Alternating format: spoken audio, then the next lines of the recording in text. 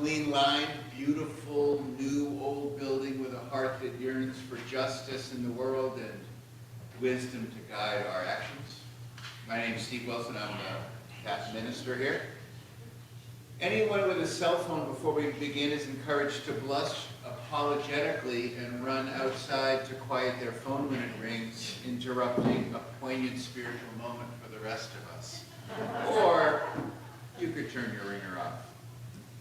Don't be that guy, girl, or non-binary defined person who can't turn off your phone. Watch this tolerant place become intolerant fast. We are here to discover what is good and right and true and lovely and holy and what those things require of us. That's part of why we gather at church. We're healed by our duty. For that reason, we bind ourselves to walk together in the paths of love, to grow our own souls, and to stand against anything that would diminish the human spirit. That's what's going on. We got, as for announcements, this coming Monday, we have a worship team meeting at 4, and we also have a writing group. The writing group theme is called That Illegal Thing I Did, which should be fun. And then Pam and I, for the month of March, on Saturdays, the first 3 at 1:30, the second 2 at 10:30, but every Saturday during March, we're going to run a sort of a death and dying series, which involves sort of emotional stuff and practical guidelines. We're going to have a couple guest speakers, someone coming in to do attorney kind of things with trusts and guide people with questions, and another one around green burials and sort of home services and sort of what your actual ritualistic kind of guides would be. That's coming our way. Olga's having a concert with one of her friends who's been here before on the 9th, right after church. We might want to think about going to the Worcester Art Museum. It's a Martin Luther King kind of tribute. Or February is Black History Month. Black History Month tribute, so that should be good. And let's see. I encourage you all to greet your neighbors. Say hello for 30 wonderful cocktail party seconds.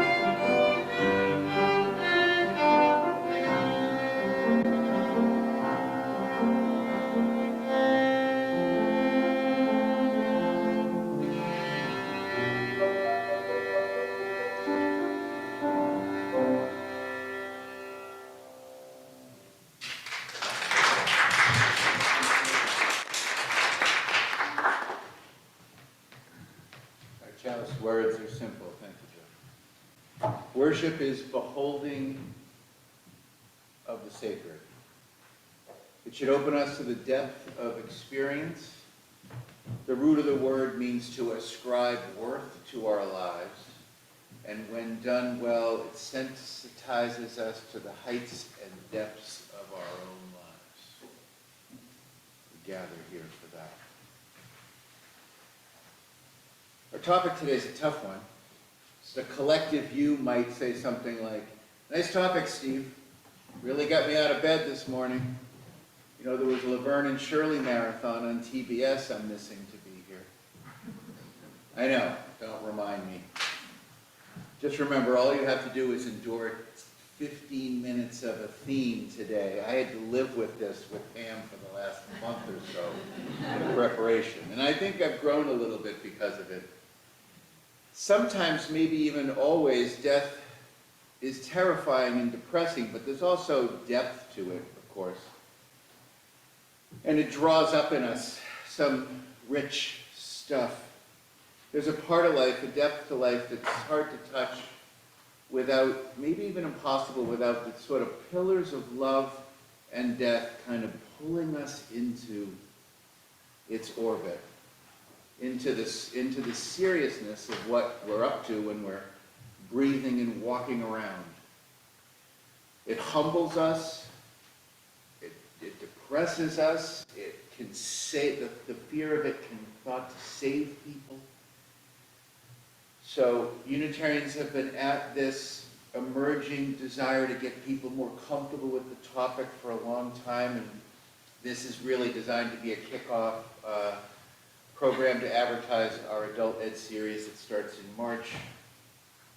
But today is a bit about the emotions of death and the insight that it can bring. But as you've come to know, the punishment to my sermons are still another half an hour away, so I encourage you to stand in body and or spirit and sing number 306, Sing of Living, Sing of Dying. 306, standing in body and or spirit.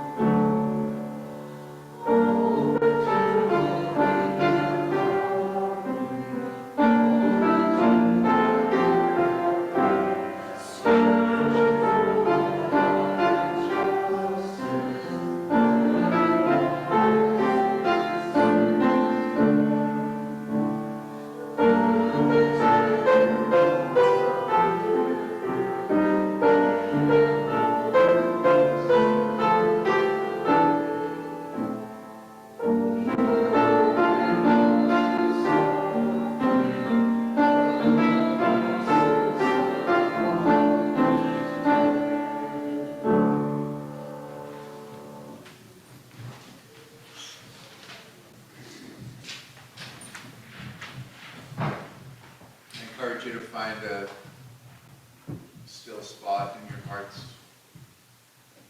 Rest your feet. Be centered in this beautiful space built for this great purpose. Anne's going to lead our prayer. Anne.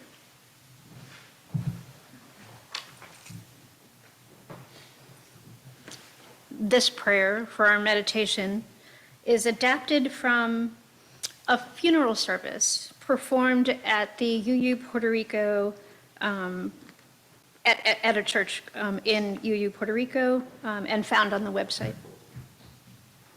It's called The Unspoken Backstory of All Joys and Concerns. The undercurrent, or the backstory, The almost unmentionable of more than half the joys and concerns we share each week involve death or the risk thereof. Just mention death, and regardless of what we believe, our bodies enter a sober spirit of reflection. Let's live deeply in these words. When sorrow comes, let us accept it simply as a part of life. Let my heart be open to pain. Let it be stretched by it. In the desolate hour, there is an outcry, but anguish like ecstasy, it's not forever. There comes a gentleness, a returning quietness, a restoring stillness during these times too. This too is a door to life. When sorrow comes, so often too comes a deepening of meaning. Oh, let me say that again. When sorrow comes, so often too comes a deepening of meaning, an opportunity to reflect on the importance of loving. Our love, our memories will never cease. And this can lead to dedication also, a going forth to the triumph of the soul, the conquering of the wilderness. And in the process will come, when there is, a deepening inward knowledge that in the final reckoning, all is well.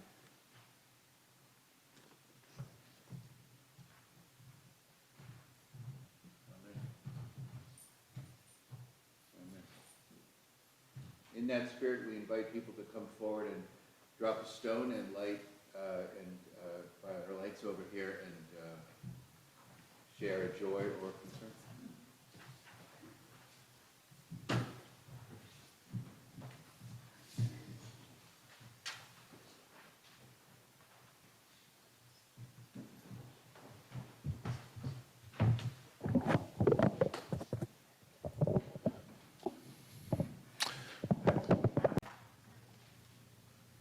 The centering hymn is Abide with Me, number 101 in our gray hymnal.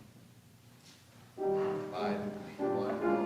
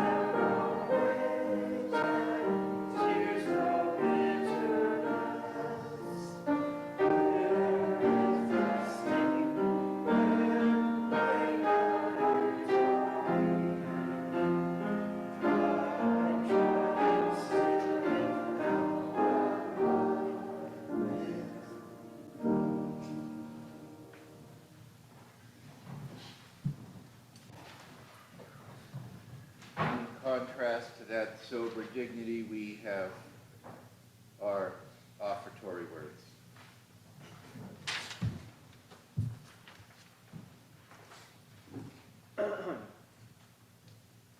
A faithful woman hurrying back to her car from a pharmacy with medicine for her daughter sick at home, realized that she has locked her keys inside her car. She was anxious. Not knowing what to do, she got a wire coat hanger from a dry cleaners in the strip mall where her pharmacist is. She tries jamming it in the window, but isn't skilled at how to do it. She bows her head and says a little prayer that God will help her. About a minute later, a beat-up old motorcycle with a tough-looking bearded guy pulls up. Seeing her pathetically scratching at her window, he got off his cycle and asked if he could help. She said, "Yes, my daughter is sick, and I've locked my keys in my car." "Oh," the biker guy says, "I think I can help." And after a few minutes, actually after a few seconds, the car door is unlocked. Thrilled, the mother hugs the man and says, "Thank you so much. You are such a nice man." The man replies, "Lady, I am not really that nice. I just got out of prison yesterday for car theft." To which the woman looks up to the sky and says, "God, you are so good. You even sent me a professional."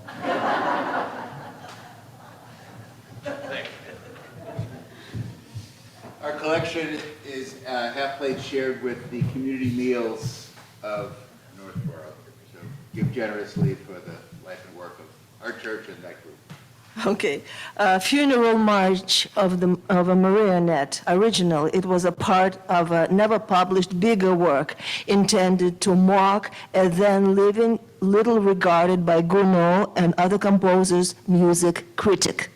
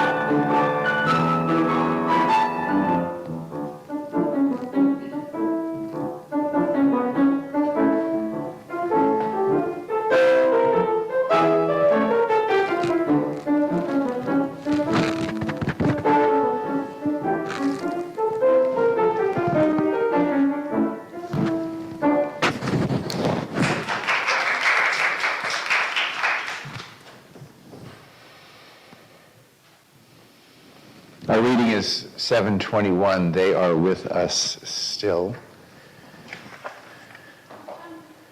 Cindy is on her way.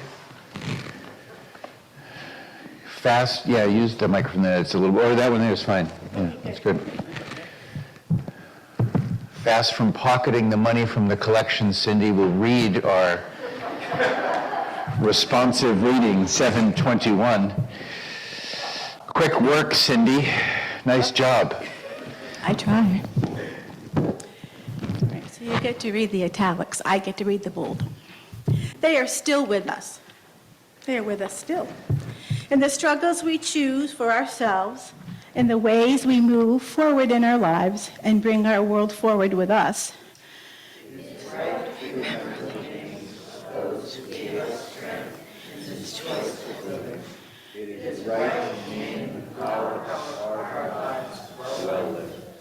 We share a history with those lives. We belong to the same motion. They too were strengthened by what had gone before. They too were drawn on by the vision of what might come to be. Those who lived before us, who struggled for justice and suffered injustice before us, have not melted into the dust and have not disappeared. They are with us still. The lives they live hold us steady. Their words remind us and call us back to ourselves. Their courage and love evoke our own.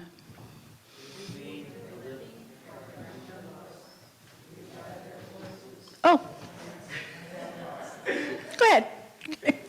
We take them with us, and with them choose the deeper path of living. Let us name those who lend strength in our lives. My mom, my dad, my wife. Anyone else? Amen.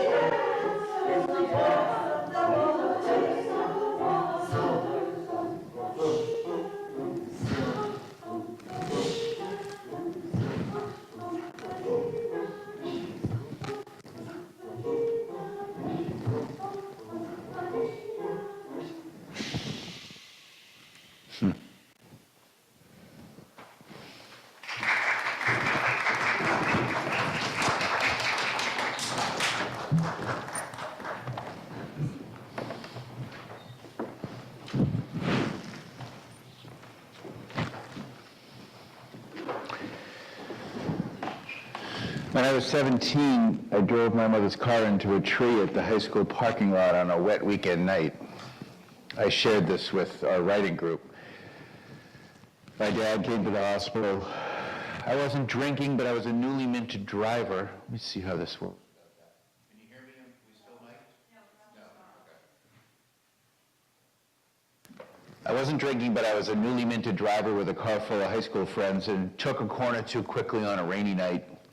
And with that simple mistake, put what was becoming my former best friend from the back seat into the windshield. I was banged up with a concussion and a steering wheel imprinted on my face. I didn't know. What I did know is that he had gone head first from the back seat over a bucket seat into the windshield, and I knew he was in the next bay in the emergency room at the Sims Hospital. The bay was divided only by one of those hospital curtains that in this particular case hadn't been fully pulled back all the way to the wall.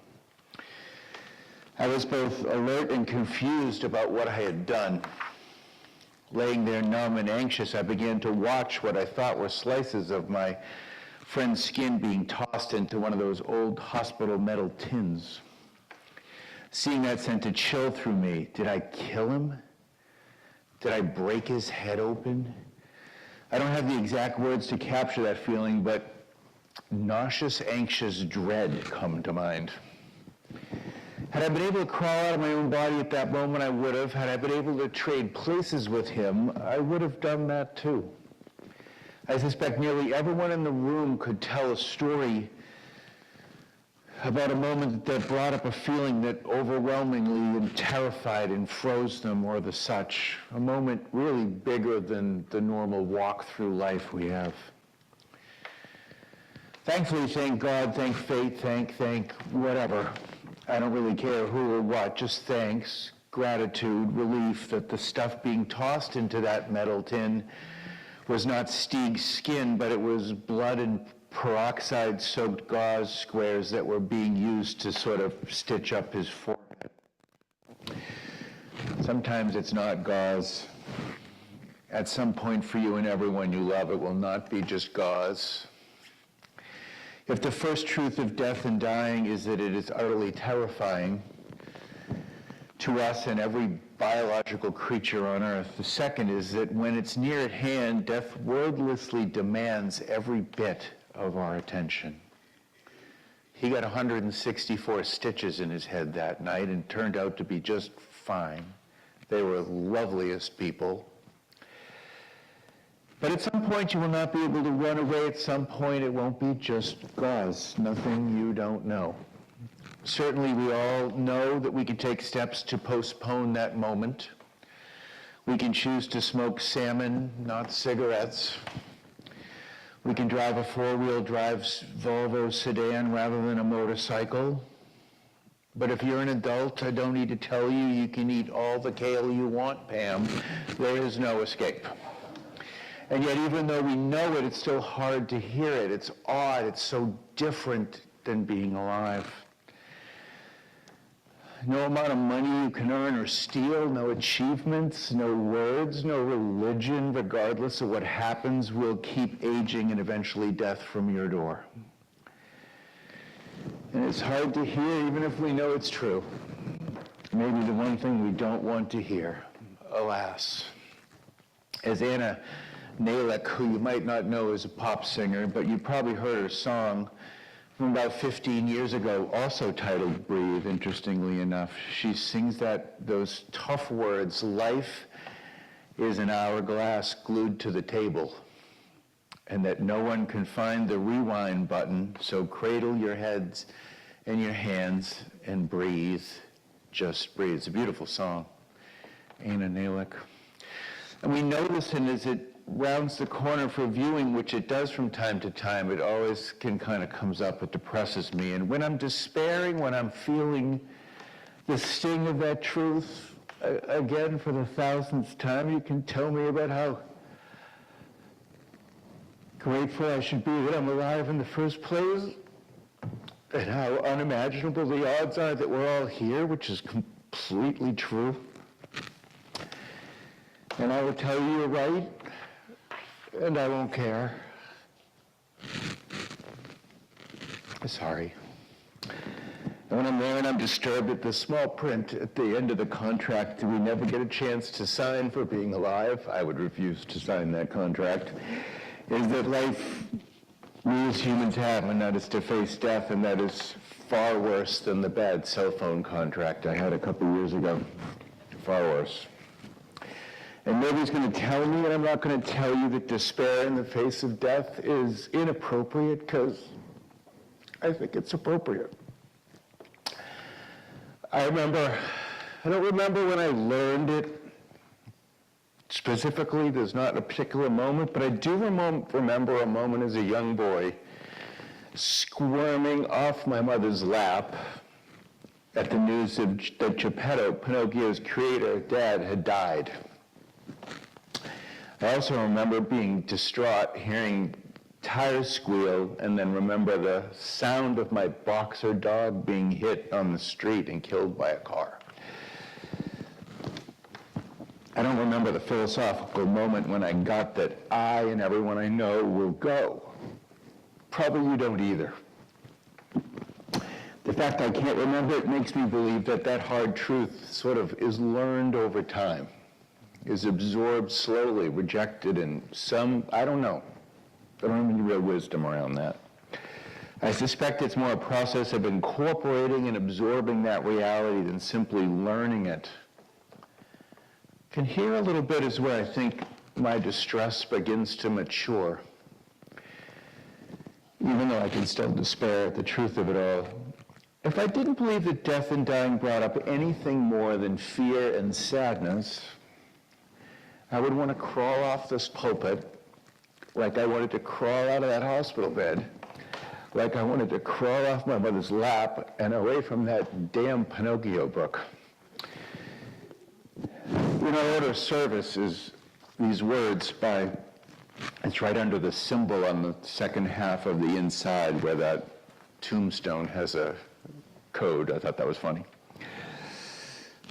I want you to join me in these words by evolutionary biologist Ludwig von Bertaffoli, or whatever it is. You have to admit, with a name like that, he must be smart. Good old Ludwig says, and join me here, life spirals laboriously upward to higher and even higher levels, paying for every step. Death was the price of the multicellular condition. Pain was the price of nervous integration. Anxiety was the price of consciousness. I love that. We're in an odd place, really, because among living things, the knowledge of our mortality is thought to, if not be uniquely ours, pretty unique in the animal kingdom. Certainly, we believe only higher level conscious mammal creatures have it. And that is the price for our intelligence and our emotional life. What a bargain. What a weird bargain. And if that is not the ultimate blessing and trap, I don't know what is. The truth is, death offers more than despair, and I only wax on about it because I think death should, in a way, break in your heart to open a deeper place. It's brutal, but it's true. The good truth of all of this is that the reality of despair and fear that death has on us is only one of the emotional truths that death reveals. And then naturally, in the course of the emotional journey death can take on one person, after you're sitting there for a while and you're, like Linda, grieving the loss of her mother, and like all of us, worried about your friend with dementia. And after you get a little hungry and a little fidgety, maybe you remember that you need to get that bill in the mail, and you have a kid you love you're worried about too, and there are actually a few people who really like you. Truth is, numbness and despair only goes so far. And when we insulate ourselves from death, we lose something precious, and we also realize life keeps going on. Truth is, a life that knows death, I think, and lives with it understands life better. Would you agree with that? Likely knows it more fully, likely knows it more compassionately. Reverend Forrest Church, minister of All Souls, the big church in Manhattan, wrote eloquently about his own coming death from cancer in 2009. He wrote that death can elevate human to humane and can, like the stiff, cold winds we feel in winter, can clear us out of our own pettiness. He wrote, encountering death not only like encountering the cold, both remind us in no uncertain terms of what is primary and what is important. He says mortality, like mortar, has the capacity to ground us and bring us together.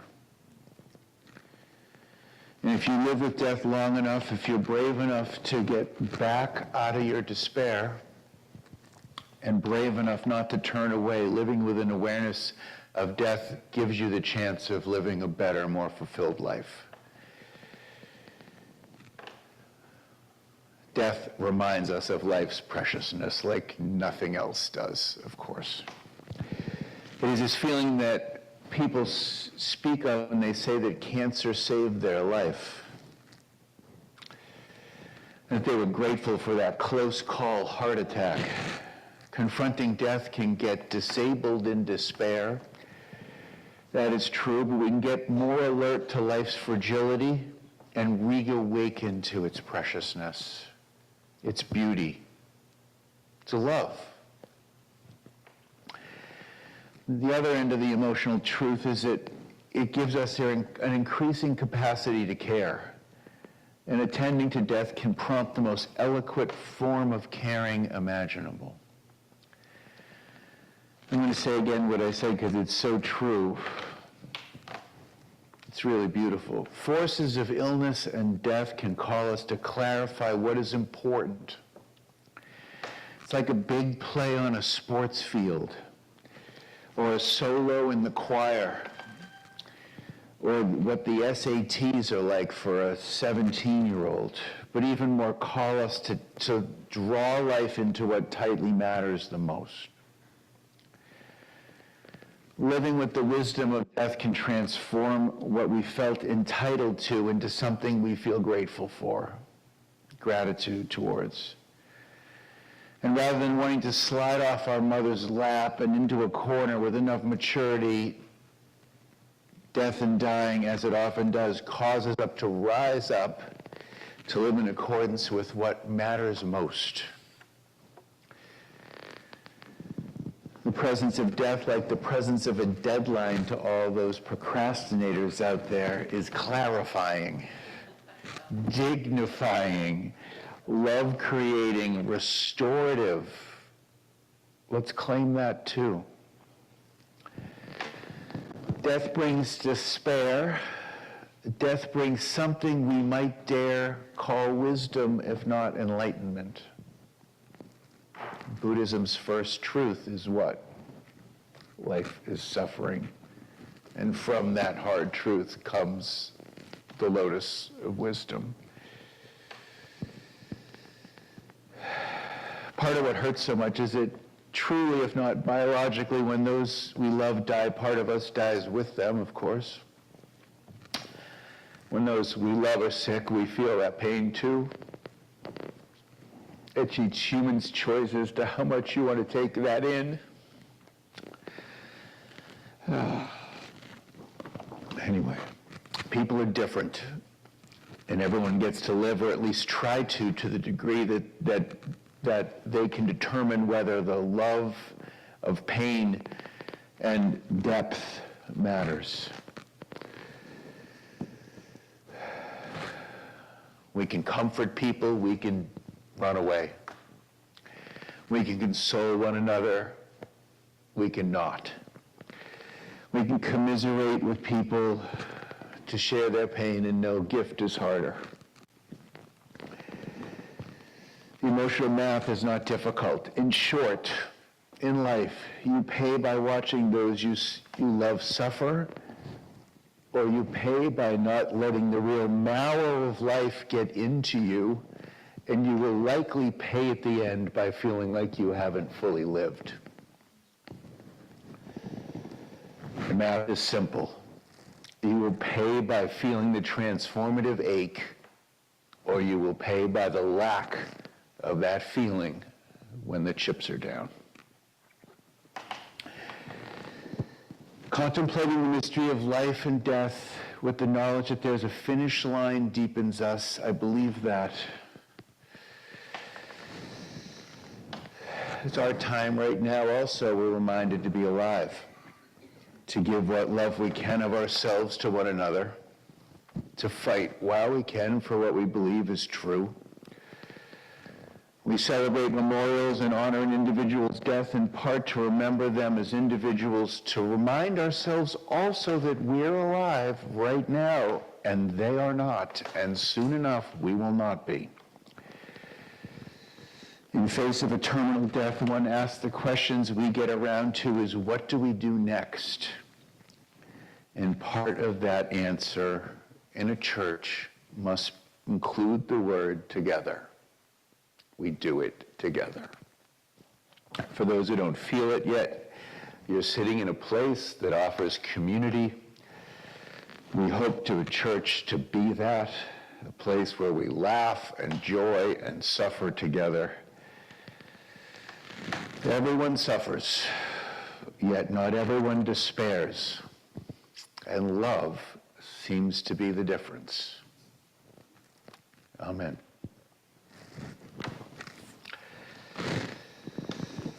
All right.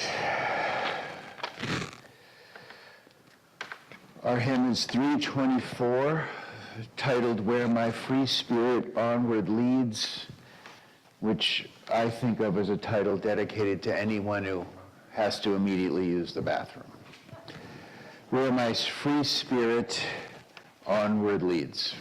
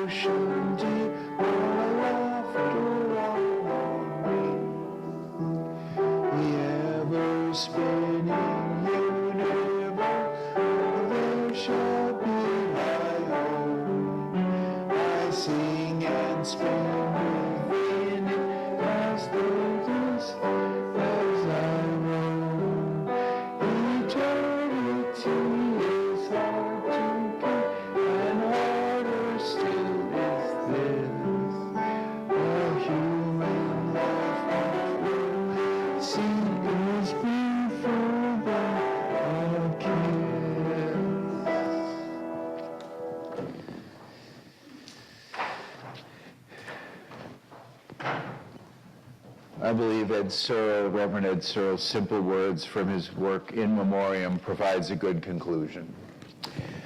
A human life is sacred.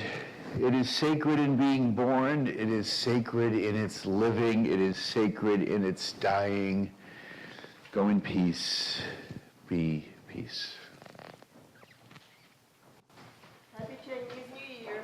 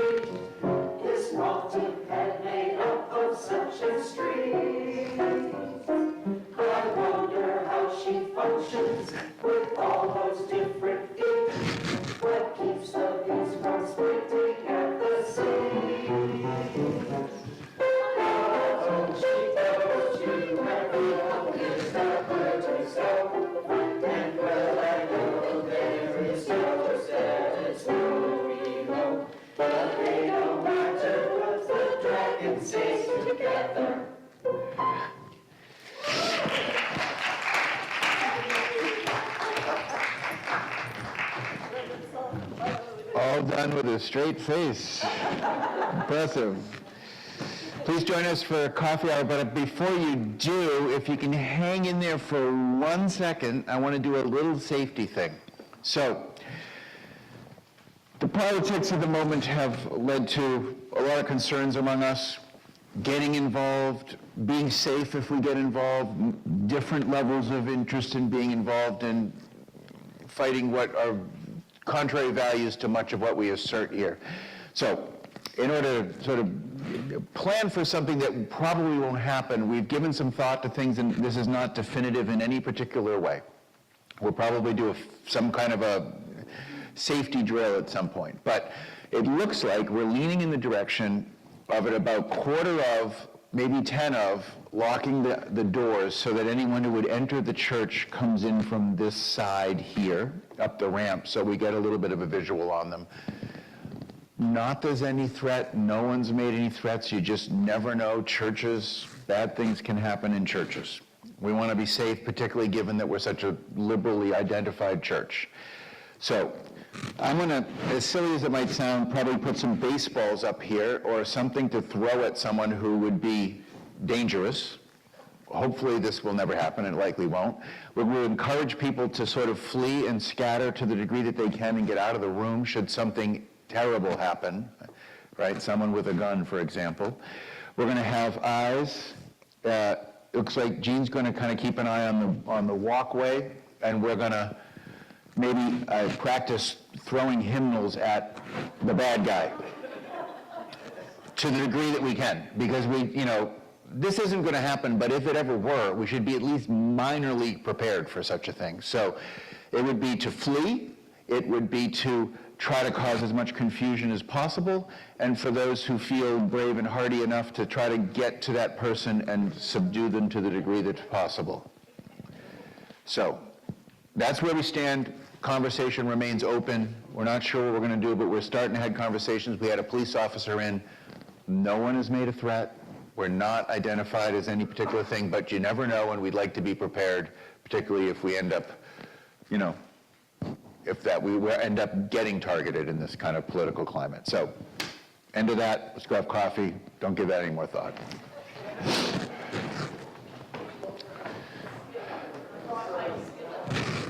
That's right.